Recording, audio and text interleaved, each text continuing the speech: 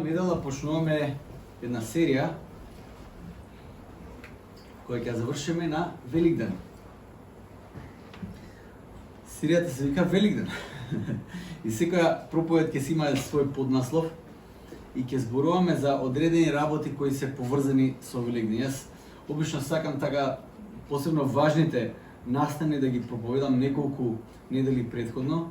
Како што знаете, Великден е, да кажеме, првиот празник, ако може да се каже празник, кој црквата го празнува, организирано, бидејќи е празник на кој ден во кој Христос воскреснал. Тој ден е причина за било што правиме. Апсолутно за било што. Ако Христос не воскреснал, мислам што ќе го славиме неговото раѓање, што е поентата, ако не е воскреснал. Почнуваме една серија, како што кажав, која сметам дека е важна. И пред неколку денови со мајка ми зборев на телефон и кажа дека ќе зборам за Великден и кажа за колкава ќе биде таа серија. Вика, чекај малце, што се можеш нели исцрпи таа тема досега, пошто секоја година зборуваш за Великден. Интересно е дека овие теми, овие текстови се како текстови без дно, нема дно.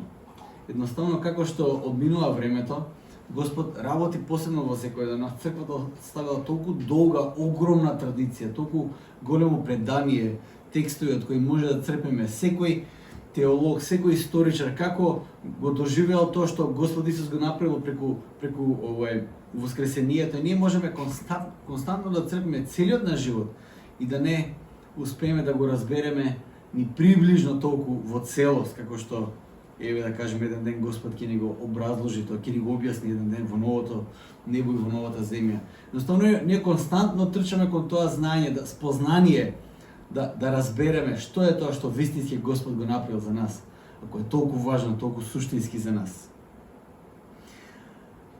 Денеска сакам да зборувам, да почнам од еден преглед. Денеска темата се вика поглед во иднината. Господ уште во Стариот Завет, со неговите објави, преку неговите слуги, преку сите тие настани кои се случувале, тој објавува, тој дава едни воведни, како да кажам, зборови, еве така како поглед, како од малце отворена врата да се види што е тоа што Господ ќе го направи преку Исус Христос. Од самиот почеток, преку Адам и Ева, најавувањето, преку создавањето, после падот, кога Господ ветува избавување, преку Ное, преку сите тие мохни библиски личности и херои, Господ најавува што е тоа во конечност кој тој го има за план да го направи, за човекот, за целото создание. Господ го најавува тоа постепено. Може би не секој од тие библиски ликови ја имал целосната слика, онака како што ние имаме денеска, за тоа што Господ го има направено, но несомнено тие немаат искривена слика за Бог. Ти можеме немаат целосна слика, но имаат вистинска слика за Бог, кој е тој и што тој прави. И така можеме преку читање во тие старозаветни текстови да видиме што е тоа што Господ го отвара како една мала врата за тие луѓе да го видат и преку тоа да се поучиме. Затоа што ти имаат видено нешто кое ние денес нема шанси да го видиме. Денес ќе читаме еден старозаветен текст. Од тука ќе почнеме. Еден од искрено најчудните текстови во Библијата. Мислам, има и почудни текстови да кажеме, ама ова е еден од најчудните, еден од најтешките да се разбере, еден од најтешките текстови да се соживее со тој текст. Знаете, понекогаш кога читам Библија, посебно ако е наратива или приказна, се обидам да се ставам во кондурите на тој што ја оди таа патика или да почувствувам како тој се чувствува во тој момент, кога Давид го убил Голијат, пример. Прекрасно чувство. Се едно камче, убиваш джин и тоа е страшна, јака победа. Тоа е тоа. Запишено и го читаме тоа и си кажеш, вау. Има некои приказни со кои не сакам да се соживам. Или подобро да кажам, не ни можам да се соживам со тие приказни. Стварно неверојатно тешко е. И сега сакам да читам една приказна од Стариот Завет, а таа се наоѓа во Битие 22 глава. Ако имате Библија, отворете. Битие 22, 1 до 14. Или вака. По тие настани Бог, искушувајќи го Авраам, рече, Аврааме, а тој одговори, еве ме. Бог продолжи. Земи го синот твој единец Исак, кого што многу го сакаш, па оди во земјата Морија и принеси го таму како жртва сепаленица на една горичка што ќе ти ја покажам. А утредента рано, откако стана, Авраам се го оседла магарето свое, зеде со себе двајца од слугите своји и Исак, синот свој. Па откако нацепи дрва за жртвата, се крена и појде на местото за кое му рече Бог. На третиот ден, кривајќи ги очите своји, Авраам го здогледа местото оддалеко. Им рече Авраам на слугите своји: останете вие овде со магарето, а јас и детето ќе одиме онаму, па откако ќе се помолиме, ќе се вратиме кај вас. И зеде Авраам дрва за жртвата, му ги натовари на Исак, синот свој, а самиот тој зеде во своји раце оган и нож. Па отида обајцата заедно. Тогаш му рече Исак на Авраама, таткото свој: татко, тој одговори: што е, синко? Тој рече: ете оган и дрва, а каде е јагнето за жртва? Авраам одговори: Бог ќе си прибави, синко, јагне за жртва. И обајцата го продолжија патот заедно. И стигнаа до местото за кое му беше рекол Бог. Тука Авраам направи жртвеник, кладе дрва на него, а откако го врза Исак, синот свој, го стави на жртвеникот врз дрвата. Тогаш Авраам ја пружи раката своја и го зеде ножот да го заколе синот свој. Но ангел Господов викна од небото и рече: Аврааме, Аврааме. А тој одговори: еве ме. И ангелот продолжи: не креваја раката своја на детето и не прави му ништо. Еве, сега знам дека се плашиш од Бога што мне го пожали ни синот свој единец заради мене. И Авраам ги крена очите своји и погледа и аете, зад него овен, кој се беше сплеткал со роговите во гасталакот. И Авраам отиде, го зеде овенот и го принесе како жртва сепареница место синот свој. И го нарече Авраам ова место Јахве Јерае. Амин.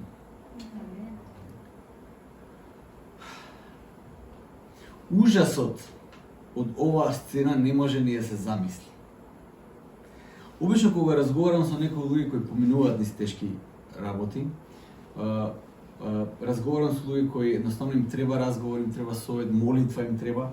И кога луѓе кажуваат и што поминуваат, јас се обидувам да ги разберам луѓето. И се обидувам да се соживеам со тоа што го поминуваат, да разберам таа болка, и им давам до знаење. Им кажувам: можам да замислам нешто поминува сега. Се обидувам да разберам.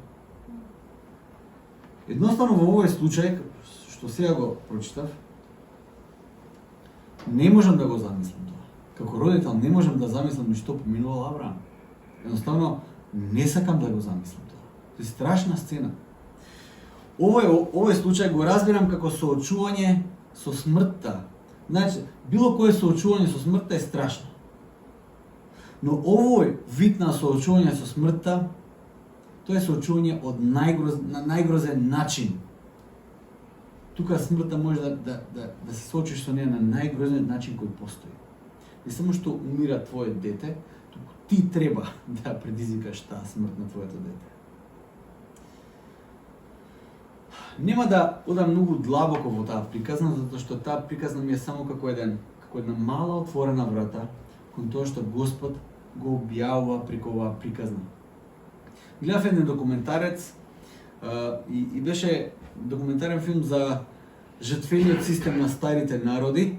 Меѓу другото, старите народи жртвувале своји деца. Жртвувале животни, жртвувале свет, жртвувале своји деца. И според филмот и според фосилите кои ги имаат најдено на околу жртвениците, кажуваат дека од прилика 2000 години пред Исус, тука некаде, во времето на Авраам, едноставно се гледа драстично намалување на човечки коски околу жртвениците. Со други зборови, тука некаде околу 2000 пред нашата ера, во времето на Авраам, кога тој живеел, тука некаде има некоја пресвртница во цивилизацијата во која луѓето престануваат масовно жртвување на човечки, принесување на човечки жртви. Интересно, така беше презентирано во тој документарен филм. Иако настанот со Авраам и Исак представува пресвртна точка во цивилизацијата на човекот, за мене тоа беше малку чудна обзервација, бидејќи не беше исцрпна обзервација. Затоа што со денешните откритија може да се забележи дека цели цивилизации кои живееле во Јужна Америка, например, го продолжуваат тој масовен жртвен систем на човечки животи длабоко во нашата ера. Некаде 7, 8, 9, 10 век. Имаме Име како тие јужноамерички или тие домородни цивилизации таму имале масовни човечки жртви. Се откриваат разни гробници. Така да, таа обзервација која тие има во тој документарен филм може да биде релевантна само за цивилизацијата на човекот која произлегува од Авраамовата траекторија. Таму каде што Авраам има извршено огромно влијание, таму престануваат тие, да кажеме, масовни човечки жртвувања. Што за христијаните е аргумент плюс за вистинитоста на Божјата објава во историјата токму на тие луѓе на кои Бог одлучил да им се објави. Тоа е историски преглед.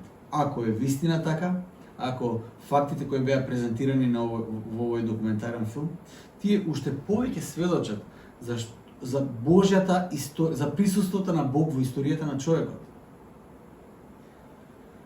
Стариот завет во голема мера воведува концепти кои во целост се објаснети во Новиот завет.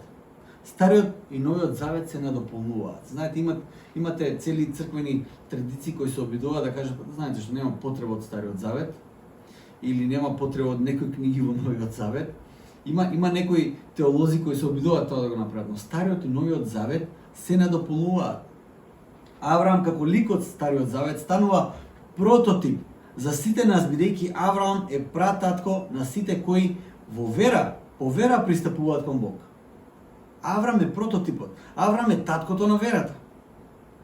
Како што Авраам веруваше дека Бог го повикува да излезе од земјата своја и да ја напушти да оди во нова земја која Господ ќе му ја даде, така Авраам веруваше дека Бог ќе му даде и син. Авраам немаше син. Авраам веруваше и во Божите ветувања дека ќе стане благослов на многу народи преку тој син кој Бог ќе му го даде. Авраам веруваше во таа работа. Во Библијата пише дека Авраам поверува и тоа беше неговата праведност. Не дека Авраам беше совршен, не можеме да видиме дека не беше совршен. Ни беше совршен во верата, ни беше совршен татко, во еден момент го брка својот син. Сара вика, знаеш што, овој првиот син што го имаш со Агара, ми смета. Вика, сине, пријатно, мислам ми пречиш дома. Значи не беше ни совршен татко, не беше ни совршен сопруг. Моменти кога требаше да ја заштити Сара, тој не да не ја заштити, тој ја изложи максимално. Отиде во друга земја и наместо да каже што тоа ми е сопруга, пошто се плашеше дека ќе го убијат, дека ќе каже дека се ми сестра. Значи тој не беше совршен во ниеден од овие погледи. Тој беше совршен затоа што тој му поверува на Бог во ветувањата кои Господ му ги даде. Но верата на Авраам беше испитана на силен начин кога беше побаран од Авраам да го жртвува тој син. Што Авраам веруваше и што размислуваше во тој момент во Стариот завет не е многу опишено. Освен тоа, дека Авраам, откако Господ му го кажа тоа, следното утро, рано наутро, станува, се припрема за тоа патување, слугите, синот, дрвата, огнот и оди. Немаше многу време за мислење. Новиот завет ни открива дека верата на Авраам одела многу подалеку од она што тој можел и да го разбере. Од една страна верува Авраам дека Божјото ветување за тоа дека ќе биде благослов на многу народи преку тој син Исак кој му го даде. Од друга страна Авраам верува дека Господ сега му кажува тој син преку тој благослов кој треба да следи, треба сега да го жртвува. Нема ништо логично во тоа, знаете. Ништо логично нема во тоа. Но Авраам, верата на Авраам одеше многу подалеку од неговото разбирање. Тој размислуваше како Господ тоа го наредува, јас тоа ќе го правам. Бог вети дека преку Исак ќе продолжи благословот. А што тоа сега значи? Бог знае. Не знам јас. Писателот на книгата на евреите во Новиот Завет открива еден аспект во кој во Стариот Завет можеби и не се открива во целост. Во записот за хероите на верата, писателот до евреите во книгата на евреите, тој наведува во 11 глава ги набројува сите херои на верата за кои може да читаме во Стариот Завет. Зошто тие се херои на верата? Што направиле тие? И таму нормално шампионот на сите, почетникот на сите е Авраам. Меѓу другото, таму се вели дека Авраам веруваше дека Бог може да го воскресне Исак. Вели Евреите 11 глава 17 до 19 вели вака: Авраам со вера го принесе како жртва Исака, кога беше искушуван, и тој што го доби ветувањето го принесе својот единствен син, за кого му беше речено: потомството од Исак ќе се нарече со твое име. Зашто тој сметаше дека е Бог силен и дека и мртви може да воскреснува, и така да речам, го прими Исак воскреснат.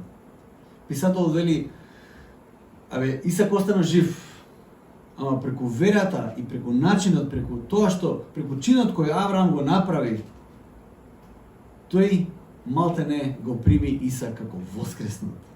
Господ го спаси. Господ го спаси преку тоа што обезбеди заменска жртва за неговиот син. Верата на Авраам дека Бог може да го подигне и од мртвите, дури ако го жртва Исак, тоа е прототипот на нашата вера за денес, за тоа што Господ може да направи. Тоа е еден прототип за нашата вера, тоест во што ние конечно да се надеваме. И секако доаѓаме до темата која ќе биде тема за нашите неколку недели, која е темата на воскресението, или на грчки Анастасис. Има една прекрасна песна која верам дека ќе пееме во некои од тие недели. Воскресение. Знаете, секоја религија, која ќе се погледне површински од некоја малку подалечна точка, секоја религија, секој филозофски правец, во делот на моралот, како треба да живееме, во моралните вредности, речи си сите се тука некаде. Нема многу разлики, знаете ли, ако читате што вреднуваат, какво однесување вреднуваат и будистите, и муслиманите, и христијаните, и сите религии, каже, па добро, тука некаде, стварно се тука некаде. Моралниот закон не се разликува многу. Има некои разлики, ама не се суштински разлики. Разбирањето за правилно однесување не е толку поразлично. Ниеден од тие системи не го вреднува предавството. Ниеден од тие системи. Ниеден од тие системи не ја вреднува себичноста. Значи не го оправдува тоа. Само да кажам, имаат сличности. И во книгата Христијанство, не знам дали сте ја читале, од К.С. Луис, ќе ви прочитам еден дел во врска со таа работа. Вели вака: Кога дава еден воведен говор за темата христијанство и за тоа, за некои заеднички вредности кои христијаните ги делат со другите цивилизации, К.С. Луис вели вака: знам дека некои луѓе велат дека идејата за закон на природата или за закон на правилното однесување, кој би им бил познат на сите луѓе, е неоснована, зашто кај различни цивилизации и во различни историски епохи владеле различни морални принципи. Но тоа не е вистина. Сега да каже, тоа што луѓето велат дека ние го вреднуваме овој морален закон, сега, затоа што сме пораснали во таа христијанска традиција. Ако сме пораснали некаде таму, во некоја друга епоха, ќе имало сосема други морални закони. К.С. Луис вели, тоа не е вистина. Меѓу нивните морални сваќања навистина имало разлики, но тие никогаш не биле толку големи за да може да се зборува за целосна различност. Ако некој се потруди да ги спореди моралните учења, на пример, на древните египтјани, вавилонци, хиндуси, кинези, грци и римјани, тој сигурно би се зачудил поради сличностите меѓу нив, како и поради сличностите со нашето разбирање за морал. Некој од доказите за тоа ги помести во продолжува понатака. Тоа што сакам да го кажам е дека К.С. Луис е еден кој многу читал. Има еден момент во кој К.С. Луис одлучил дека ќе ја прочита целата англиска литература напишана до 20 век и тој тоа го направил. Страшно, има време за читање. Значи, кога он пишува, ако некој се потруди да ги прочита тие записи за старите египјани, грци и римјани и така натаму, тој тоа го направил и сега ви кажува за таа работа. Дека моралниот закон е тука некаде. Тој човек кој исчита речиси целата таа, да кажеме, целиот тој опус на литература кој постои. Сите светогледи имаат огромни сличности во тој морален аспект, моралниот закон. Но има точка во секој светоглед во кој гледаш дека почнуваат чудните работи. Во секој светоглед. Ги читаш моралните вредности, окей, и само гледаш, има веќе точка од која почнуваат чудните работи. Секој светоглед, погледнат во некоја сива зона како моралниот закон е сличен, ама крајот и почетокот знаат да бидат страшно различни. Например, светогледот на атеизмот. Со атеизмот нештата завршуваат со смрт, пошто атеизмот верува во само некоја материјална реалност. Едноставно со смртта завршуваат сите нешта. И тоа доста силен аргумент затоа што смртта е многу реална. И силен аргумент е тоа, навистина. Ја гледаш смртта, бам, човекот дојде таму и ништо повеќе од него веќе нема. Не гледаме духот, не може да го евидентираме духот, не може да евидентираме ништо тоа. Кога зборуваме од друга страна за тоа како настанале работите, бидејќи материјалното е само реално, нели? Тогаш почнуваат чудните работи во атеизмот. За настанокот на нештата. Како настанале работите? Тогаш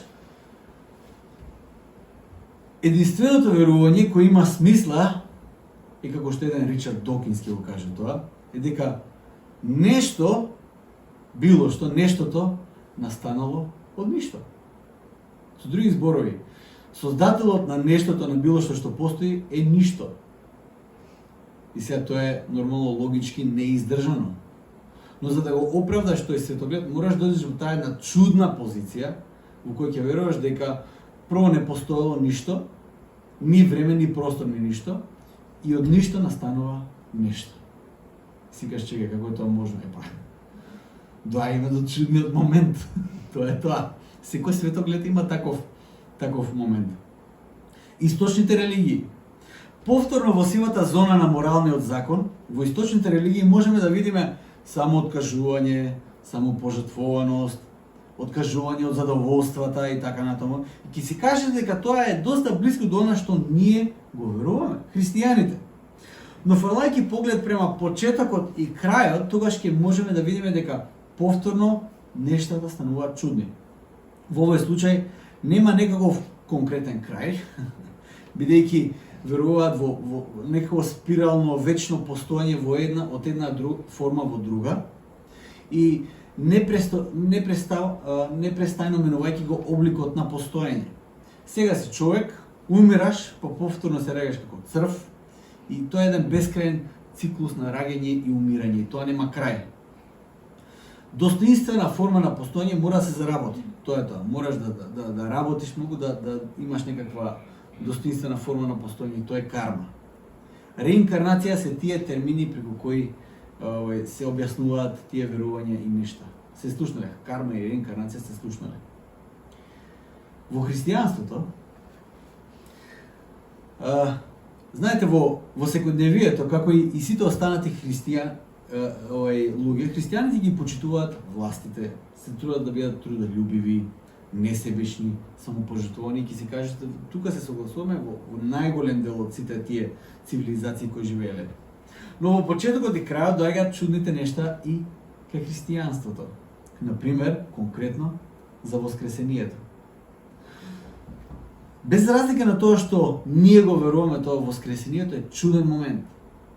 Замислете како се случува тоа воскресение. Телото кое сега го имаш, кој умира, подоцна воскреснува и станува тело, обновено тело, кое не можеме сега да го разбереме. Како се случува тоа? Тоа е чудниот момент. Навистина чуден поим.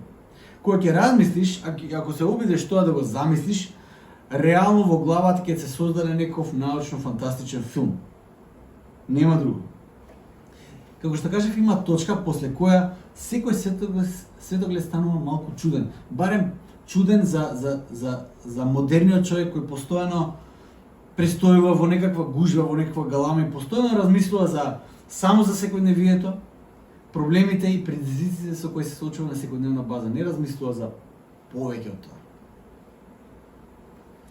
Од сите светогледи и во нивните чудни верувања, во христијанскиот светоглед има една огромна разлика. Христијанската чудна работа за воскресението, за разлика од другите светогледи, е историски настан. Тоа е огромна разлика. Тоа не е дел од некој систем кој логички мораш да го составиш за да работи, туку целиот систем на верување произлегува од историски настан. И тоа е огромна, тоа е различен пристап е тоа. Тоа е обратен пристап. Сите светогледи создаваат систем според кој ти мораш да го докажеш тоа, а христијанството на база на еден историски настан го создава системот на верување. Тоа е еден обратен пристап. Христос воскреснал и затоа што воскреснал во тој одреден момент и тој историски настан, од тука произлегува се. Тоа потврдува се, тоа објаснува се, тоа комуницира се.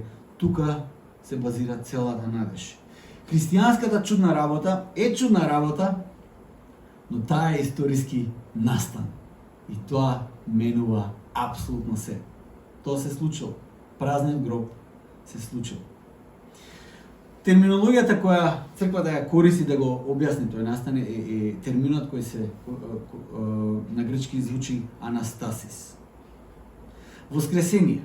Тоа во суштина е состојба на постоење кој извира само од Христос.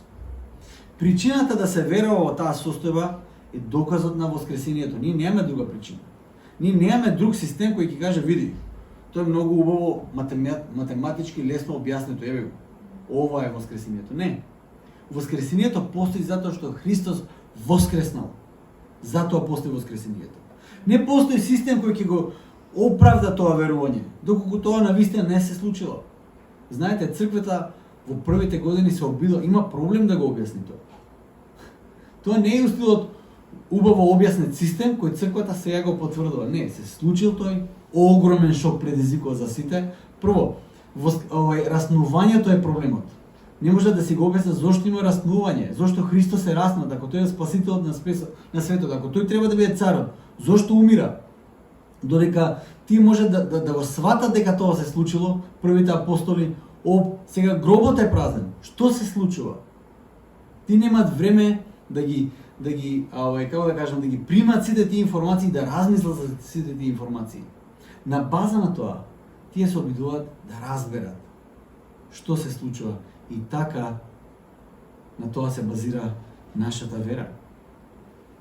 Затоа веднаш на стартот очевидците и сведоците биле најважните во христијанската порака. Очевидци и сведоци. Не мудри луѓе кои ќе состават систем, туку очевидци и сведоци. Тоа е многу различно. Не постои систем доволно добар за да го поддржи тоа верување доколку не се случило. Доколку не се случило воскресението. Доколку не се случило воскресението како историски факт. Христијанската вера нема никаква логика. Апсолутно никаква логика. Џабе пееме, џабе се собираме, џабе се молиме, џабе веруваме, колку сакаме ни да веруваме. Ние може да бидеме искрени во верувањето, но искрени во заблуда. И тоа постои како опција. Луѓе кои се предадени на некаква кауза и умират за некоја работа. Ние до оваа гледна точка ќе кажеме, овие луѓе се искрени, но искрени во заблуда. Доколку Христос не воскресна, доколку тоа не е историски факт, ние џабе збориме тука. Христијаните на самиот почеток знаеле дека сведоштвото мора да биде запишано, документирано и проповедано затоа што тоа е настан на кој тие присуствувале, а не школа на филозофија која ја учеле. Тоа е многу важна разлика. Еден од најважните аргументи кои ги имаме во Новиот Завет, кои убаво ги образложува апостол Павле, се наоѓа во 1 Коринтијаните 15 глава. Нема да го читам, читајте го тоа поглавје, но знаете што, читајте го како некој агностик. Пробајте да го читате како некој агностик, не како некој кој веќе се прифаќа. Читајте го како некој кој не знае или се обидува да најде аргументи. И видете што Павле пишува таму. На кој начин Павле пишува на црквата во Коринт, посебно на некој кој верувале дека знаеш што, Исус прекрасен учител, прекрасни поуки давал, ама знаете што, со смртта завршува се. И апостол Павле на една таква групичка им пишува таму. За апостол Павле, скандалозно и лажење е да се каже дека Христос не воскреснал. Скандалозно и лажење. Тој за воскресението за Христос нема само теологија или некаква филозофија, туку има сведоци кои ги набројува. Ако сметаме дека апостол Павле не бил баш упатен или не бил токму, Тоа ќе треба да ги читаме неговите посланија да дадеме одговор како може некој не токму да пишува таков комплексен текст.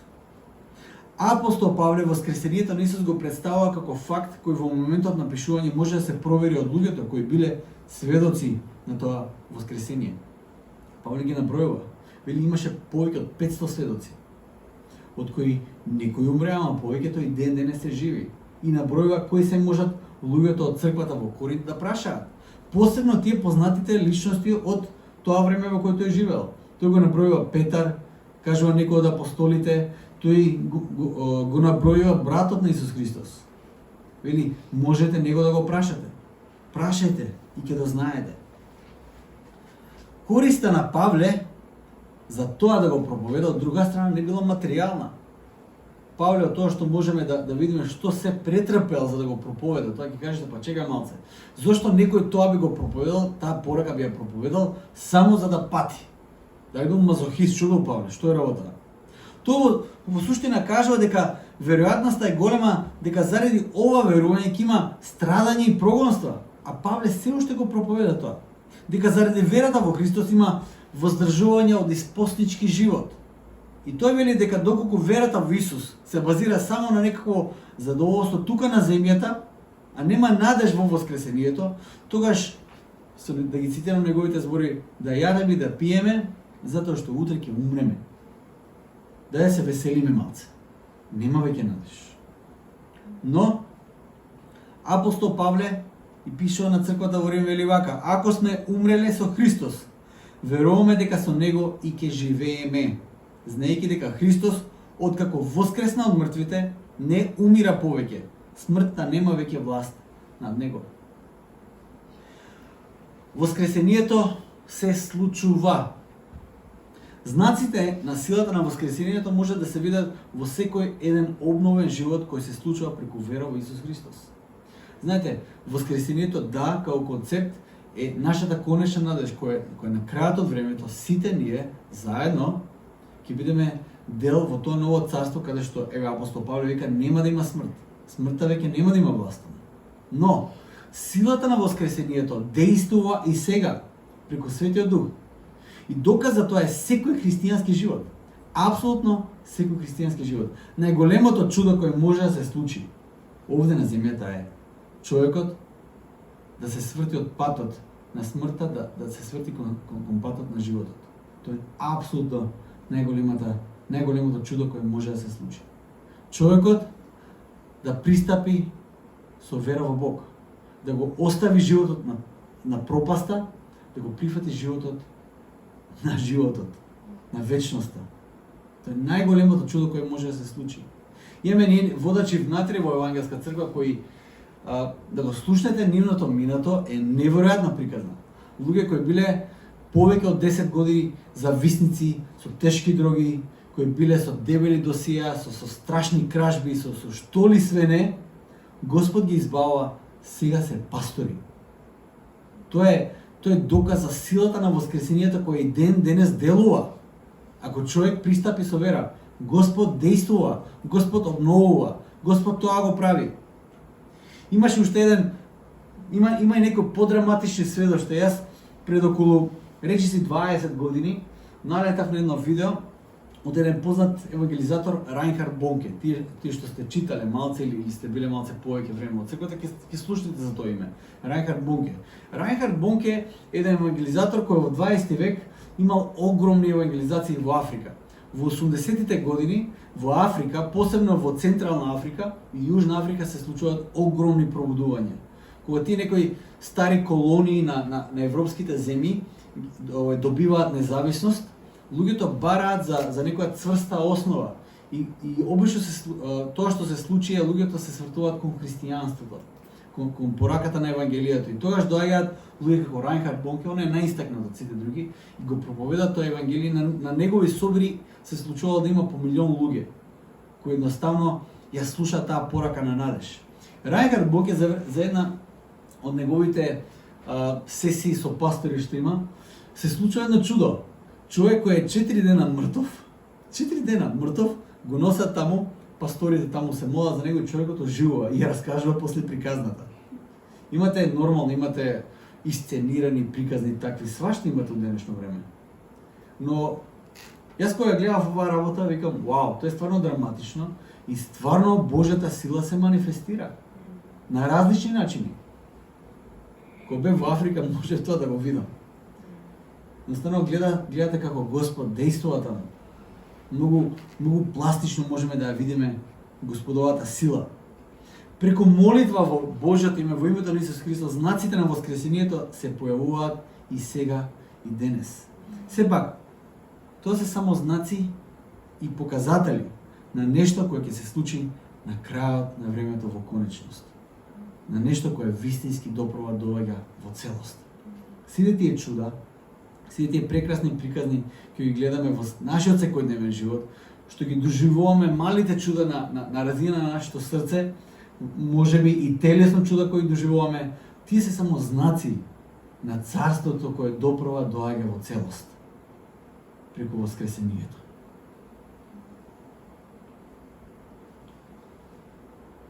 Кога последен пат си се молел Господ преку неговата сила да те обнови тебе?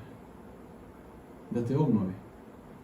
Не да се презентираме како доволно добри пред Господ, не да се појавиме пред Бог како релативно супер, не да се појавиме пред Господ како силни, туку да дойдеме пред Него скршени.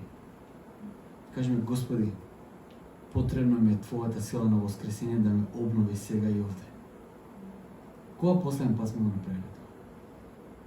Кога последен пат сме имале очекување од Божјиот дух да действува? Или да кажам, да се изразам по-библиски, кога последен пат сме имале вера дека Господ ќе действува во нашиот живот? Кога последен пат сме имале вера кога сме се молеле за некоја работа, дека Господ ќе действува? Кога последен пат сме дозволиле Господ преку неговата сила да продре длабоко во нас и да донесе исцеление внатре во нас, на луѓето околу нас, на нештата околу нас, и таа сила на исцеление да действа на околу нас и луѓето тоа да го приметат? Кога последен пат сме го имали тоа? Дали верата која имаме ја држиме толку себично, толку приватно, што никој околу нас не може да види таа сила? Дали како што вели Исус пламенот или таа светлина ја поклопуваме цело време, затоа што мислиме дека тоа е приватна работа? Божјото исцеление, Божјата сила не е нешто што другите не можат да го видат. Тоа се манифестира. Во Стариот Завет се манифестираше на планината Синај, беше како земјотрес, како вулкан беше тоа. Сите се исплашија, таква е таа сила.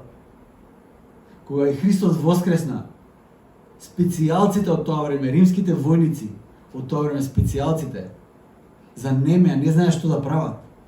Кога тој камен се крена, кога Христос воскресна, се вознемири царот, се вознемири Цезарот. Од сите можни групации христијаните беа прогонувани. Римското царство дозволуваше било какво религии, the more the merrier. Колку повеќе, толку подобро. Но христијаните беа прогонувани. Се вознемируваат сите кога таа сила на Христос се манифестира. Кога последен пат сме дозволиле силата на воскресението да действа внатре во нас и преку нас? Конечното воскресение допрова доаѓа. Едно од последните чуда, тоест последното чудо кое Христос го направи пред да биде фатен и убиен, беше воскресението на Лазар. Неговиот пријател Лазар умре. И тој беше натажен. Сестрите на Лазар, Марта и Марија, кои беа следбеници на Исус, ти беа натажени. Ти има и вера. Ти има вера дека Христос ќе го воскресне нивниот брат во последниот ден. Тоа беше исповедта на Марта, кој има, знам, Господи, дека во последниот ден ќе го воскреснеш. Но Христос вели вака. Христос не и кажа на Марта, слушај, можам да направам трик за воскресение. Исус не и кажа на Марта, знаеш што, јас имам сила да воскреснам.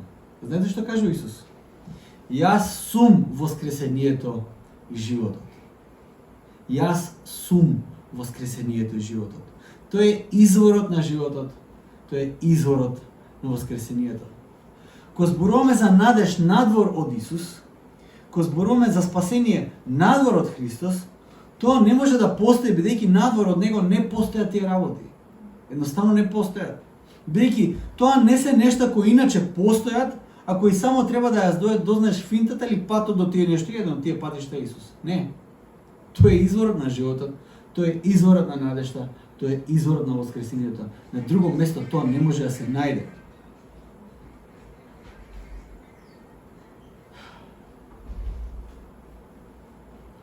Тие кои припаѓаат на Христос, тие остануваат живи или тие воскреснуваат бидејќи тие нешта извираат од Христос. Дали преку вера ние сме со Христос и во тоа заедништво да бидеме воскреснати. Апостол Павле, како што кажа во Римјаните, вели: ако сме умреле со Христос, веруваме дека со него и ќе живееме, знаејќи дека Христос, откако воскресна од мртвите, не умира повеќе, смртта нема веќе власт на него. Христос умре за ние да можеме да живееме. Тој го предаде своето тело за нас. Тој проли својата крв доброволно за ние да бидеме очистени од нашите греови. Тоа од што беше поштеден Авраам со неговиот син Исак, не беше поштеден Бог таткото, гледајќи го неговиот син доброволно како го дава животот за нам да ни обезбеди простување од нашите престапи и греови. Од тоа што беше поштеден Авраам како татко, не беше поштеден Бог таткото. Тој го гледаше својот син, како доброволно го дава својот живот, за јас и ти да добиеме простување. Како што вика пророкот Исаија, во неговите рани ни најдовме исцеление.